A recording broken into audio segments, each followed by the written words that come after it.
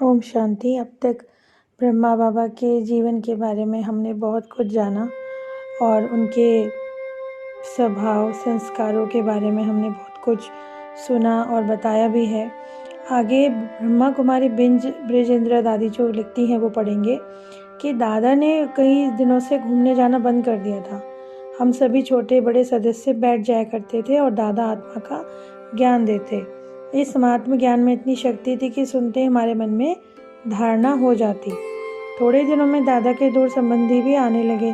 अपनी अंतरात्मा में ज्ञान की गुप्त आवाज़ सुनकर दादा को गीत में और अधिक श्रद्धा हो गई। इसलिए वो गीता ज्ञान सुनाया करते और गीता का ज्ञान सुनाते सुनाते गीता के भगवान शिव द्वारा सभी माताओं को जगाने के लिए कल्प पहले की नर नारियों को साक्षात्कार होने लगे। उनके सत्संग में सम्मिलित होने वालों को श्री कृष्ण का साक्षात्कार, कलयुगी सृष्टि के महाविनाश का साक्षात्कार, दैवी दुनिया का दिव्य साक्षात्कार होने लगा। अब दादा के मित्र संबंधियों के अतिरिक्त कन्याएं पुरुष भी आने लगे। ऐसा मानते थे वो कि दादा ही साक्षात्कार कराते हैं। जब दादा को शुरू में खुद हुए थे साक्षात्कार तो वो स्वयं सोच में पड़ गए। फिर उन्हें ज्ञान हुआ कि उनको भी साक्षात्कार कराने वाले परमपिता परमात्मा ही हैं। सत्संग सुनने के लिए आने वालों में एक बहुत धनवान परिवार की महिला थी जिसका नाम रुक्मणी था। वो हैदराबाद में बहुत बड़े घर की बहू मानी जाती थी। उनके ससुर वहाँ के विशिष्ट अथवा गिने चुने व्यक्तियों में माने जाते थे। लेकिन उस महिला के पति की अकाल मृत्यु हो गई और वो बहुत ही दुखी और अशांत रहने लगी। अचानक ही दादा की सत्संग की महिमा सुनकर जब दादा के पास पहुंची तो उन पर दादा के प्रवचनों का और दादी की अलौकिक आभा का बहुत गहरा प्रभाव पड़ा। उसे अपने जीवन में अत्यंत दुख की बजाय अब अतीन्द्रिय सुख का अनुभव हुआ। अन्य लोगों के चलते वो भी अपने सगे संबंधियों को कहती, चलो ओम दादा यानी बाबा के पास कोई गुप्त शक्ति है। उनके वचनों से अमृत बरसता है जो संतप्त हृदय को अलौकिक शीतलता देता है। यानी ब्रह्मा बाबा के ऐसे शब्द होते थे कि उनका जो एक एक शब्द होता था ऐसे शीतल कर देता था। उनका मस्तक एक दिव्य तेज से चमक रहा है। उनकी दृष्टि में कोई अलौकिक प्रकाश है। वो गीता का सच्चा ज्ञान सुनाकर मन को शांति देते हैं। इस प्रकार माता के दुखी जीवन में अद्भुत परिवर्तन को देखकर उसका अनुभव सुनकर उसके स्वजन आने लगे। उस माता की एक लौकिक विवाहिता पुत्री जिसका नाम गोपी था उनके साथ सत्संग में आने लगी। ओम बाबा के सम्मुख जाने पर ऐसे अनुभव होता कि बाबा के तन में आए हुए भगवान से मिल रही है। उनको बाबा के माध्यम से श्री कृष्ण का आभास होता था। कई बार तो देह की सुधि भूलकर स्वयं को भी आत्मज्ञान में गोपी समझती थी। ईश्वरीय ज्ञान की झलक बाबा ने कैसे दिखाई कि जब अनेक नर नारी उन्नति कर रहे थे उन दिनों बाबा जो ज्ञान देते थे उस ज्ञान से ही अनुभव होता था। उसके बारे में भी हृदय पुष्पा दादी ने बताया है। बचपन से ही संस्कार था कि जब सगे संबंधियों की शादी की सूचना मुझे मिलती तो मुझे दुख अनुभव होता। शादी से मुझे बहुत घृणा थी। मुझे इस घृणा का कारण समझ नहीं आता था, परंतु जैसे जैसे मेरी अपनी शादी के दिन निकट आते जा रहे थे मैं रोती जा रही थी। शायद मेरी अवचेतना मन में निर्विकार जीवन की उत्कृष्ट चाह थी। जब मेरे विवाह का समय आ पहुंचा तो मुझे ऐसा लगा कि जैसे मेरी मृत्यु का दिन आ गया है। मेरा विवाह तो हो गया परंतु पति के प्रति मेरी दृष्टि में वासना भाव रंचक भी ना थी। पति बीमार रहते थे और मैं नर्स की भांति उनकी देखभाल और सेवा करती थी, परंतु मन में कभी मोह भाव या पति पत्नी के संबंध का भान पैदा ही नहीं हुआ। बहुत सेवा और इलाज के बाद भी विवाह के 6 मास के अंदर उनका देहांत हो गया। मेरे माता पिता को इस बात का बहुत दुख हुआ। मुझे भी दुख हुआ कि 6-5 पहले मैं कन्या थी परंतु मुझे विधवा की दृष्टि से देखा जाएगा। पर मेरे लौकिक भाई ने 17 वर्ष की तरुण अवस्था में शरीर छोड़ा था। उसका दुख भी मेरे माता पिता के मन में बहुत था। माँ बाप का इकलौता बेटा था और इतनी बड़ी संपत्ति का उत्तराधिकारी बनने वाला था। माता पिता को दुखी देखकर मेरे मन में दुख की और वृद्धि हुई।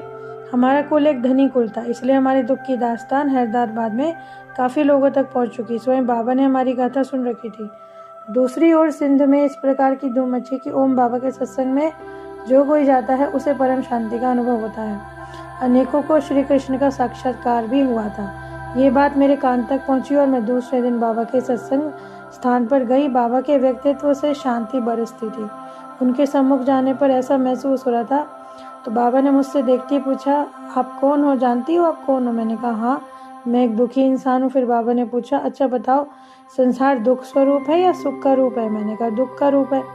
तो बाबा ने कहा अच्छा बैठो। मेरे सामने मुझे बिठाकर बाबा ने अपने हाथ से एक मनुष्य का चित्र खींचा, उसकी भ्रुकुटी में आत्मा अंकित की। उस चित्र पर उन्होंने मुझे समझाया, देखो ये शरीर 5 तत्वों का पुतला है, विनाशी है, पर उसके अंदर जो आत्मा है वो मन, बुद्धि और संस्कारों सहित है, चेतन है, अनादि, अविनाशी है। बच्ची, ये 2 चीज़ें अलग अलग हैं। शरीर जल जाता है, आत्मा नहीं जलती, वो एक शरीर छोड़कर दूसरा लेती है। अब बताओ आप दोनों में से कौन हो? आप ही 5 तत्वों का शरीर हो या जो जल जाता है, या आप आत्मा हो? मैंने स्पष्टीकरण अनुसार कहा मैं आत्मा हूँ। तब बाबा ने कहा बच्ची, आत्मा का स्वधर्म तो शांति है, अशांति तो प्रकृति के धर्म पर धर्म को बनाने से होती है। अब बताओ ये किसने कहा कि मैं दुखी इंसान हूँ? ये सुनकर मुझे बहुत खुशी हुई। जब बाबा ने मुझे मेरे आत्म साक्षात्कार कराया कि मैं एक शांति स्वरूप आत्मा हूँ, तो बाबा ने कहा इस बुद्धि को इस शरीर के बांध से निकालो और अशरीरी हो जाओ और अपने स्वधर्म में शांति स्वरूप में स्थित हो जाओ। देखो कौन हो मैं, तुम्हारा कैसा स्वरूप है तुम्हारा। ऐसे सुनते सुनते मैं आत्मा के स्वरूप में स्थित हो गई और शरीर को भूल गई। इसी बीच मैंने देखा कि मैं आत्मा बिंदु स्वरूप और उड़ उड़ कर शरीर से अलग होती जा रही हूँ। फिर ऐसा महसूस हुआ कि आत्मा विस्मृति स्मृति में आती जा रही है। जैसे बादल दूर होने से चांद दिखाई देता है, मुझे भी अज्ञान का पर्दा दूर होने से बहुत खुशी हुई। मैं लगभग 2 घंटे सहज समाधि और आत्मनिष्ठ अवस्था में गदगद होकर बैठी रही। जब उस अवस्था से कुछ नीचे उतरी तो बाबा ने मुझे बुलाया, पूछा अब बोले आप कौन हो? तो मैंने कहा मैं आत्मा हूँ। तो बाबा ने कहा अब आप दुखी हो या सुखी? तब मैंने कहा मैं एक शांति स्वरूप सुख स्वरूप आत्मा हूँ और मेरे जैसा कोई नहीं सुखी। बाबा ने कहा संसार दुख स्वरूप है या सुख स्वरूप? मैंने कहा सुख स्वरूप। तब बाबा ने कहा आज का पक्का पाठ पक्का हो गया, अब तुम कल आना, मैं तुम्हें दूसरा पाठ पढ़ाऊंगा।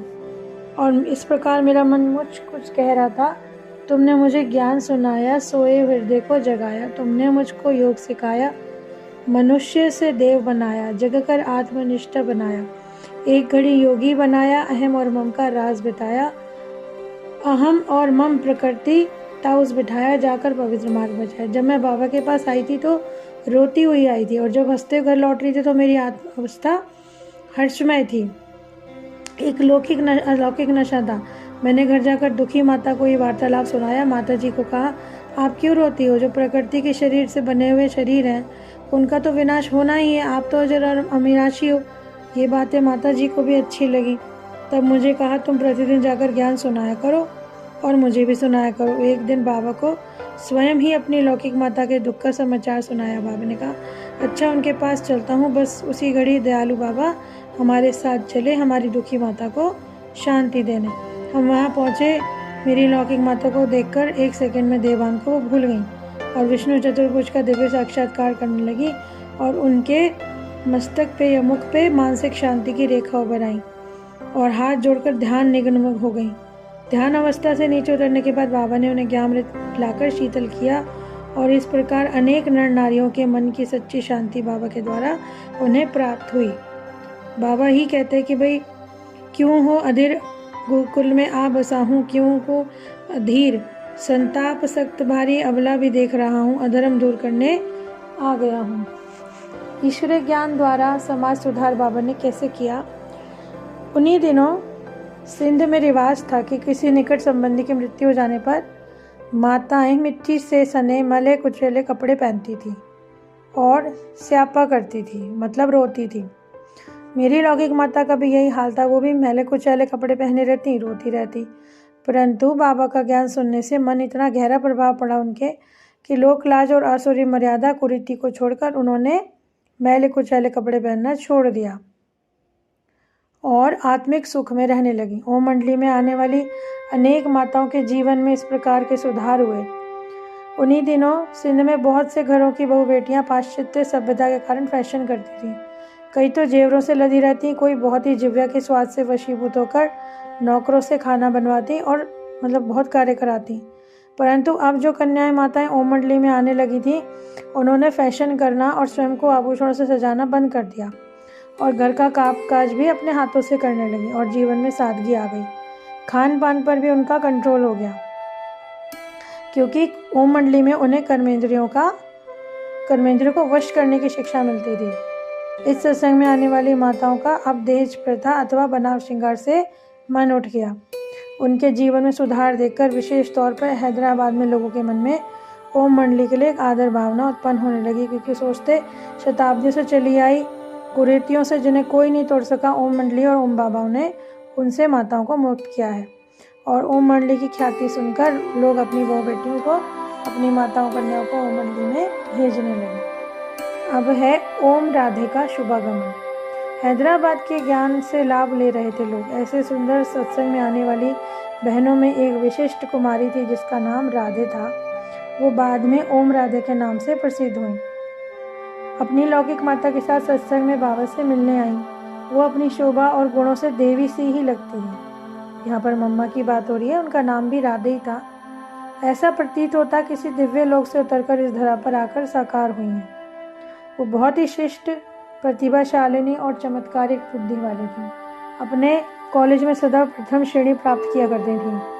वीणा वादन में कुशल हस्त थी, गायन कला में भी अलौकिक थी। उनके स्वर में एक अनुपम दिव्यता थी। जब उन्होंने बाबा के मुख कमल से सच्ची गीता ज्ञान सुना तो उनका चित्त बहुत ही आनंद हुआ। उस आनंद की तुलना में उन्हें सांसारिक सुख तुच्छ प्रतीत हुए। उन्होंने शीघ्र ही अपने जीवन में निर्णय लिया कि वो आजीवन ब्रह्मचर्य व्रत का पालन करेंगी और स्वयं को संपूर्ण रीति से ज्ञान अमृत पीने और पिलाने के उच्च कार्यों में लगा देंगी। और उन्होंने अपने मन में निश्चय किया कि यह ज्ञान सर्वोत्तम है। दादा से मिलकर उन्हें अनुभव हुआ कि ये कोई निराले व्यक्ति हैं जिनका मस्तक मणि की तरह चमक रहा था, जिनके नयनों में एक अलौकिक मस्ती थी, जिनकी ओम ध्वनि में ऐसा अनुपम आकर्षण था कि सुनने वाले अपनी देह की सुधि भूलकर आत्म स्वरूप में स्थित हो जाते थे। इस प्रकार का दिव्य अनुभव करते ही राधा जी ने सिंधी भाषा में अपने अनुभव का एक गीत बनाया, जिसकी कुछ पंक्तियां ऐसी हैं। ओम मंडलीय माँ ब्रजी होते माँ छिड़ो, सखियों में विजरी जा धिड़ो, ओम संदे शुद्ध मंत्र तीर संदो आलप आहे, बुद्धे मन शीतल दियो, फोटो मीजो जम जिठो। तो इस प्रकार उन्होंने जो गीत अपना अनुभव वाला बताया, मधुर स्वर में गाया, उसे लोग सुनते ही खुशी में झूम उठे। और ओम राधे ने सत्संग में आना शुरू नहीं किया था, लेकिन एक बार बाबा की लौकिक पत्नी यशोदा को साक्षात्कार हुआ कि राधे ही भविष्य में श्री लक्ष्मी बनेगी और उनके राज्य में होंगी, मतलब उनको साक्षात्कार हुआ, परंतु अर्थ नहीं समझ सकी थी। और जब वो ईश्वरीय सत्संग में आने लगी तब बाबा ने समझाया कि दिव्य ड्रामा में, विश्व ड्रामा में राधे का बहुत ही उच्च पाठ है और ईश्वरीय ज्ञान दिव्य गुणों की धारणा सहज ही राजयोग के अभ्यास फलस्वरूप सत्युगी सृष्टि में लक्ष्मी पद प्राप्त करेंगी। और ऐसा ही हुआ।